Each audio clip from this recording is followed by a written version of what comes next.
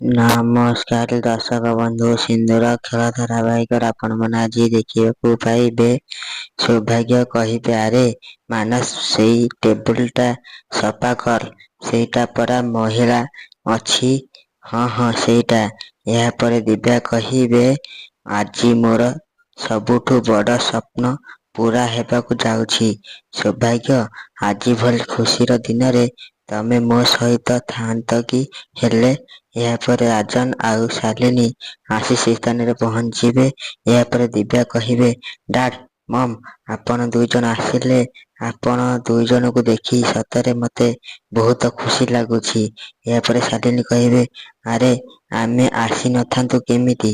ଆଜି ଆମ ଝିଅ ଜୀବନରେ ଗୋଟେ ଏତେ ବଡ଼ ଦିନ। ଆଜି ମୋ ଝିଅ ନୂଆ ରେଷ୍ଟୁରାଣ୍ଟର ଓପନିଂ ହଉଛି। ଆମେ ଆସିନଥାନ୍ତୁ? ଏଇଟା କ'ଣ ସମ୍ଭବ?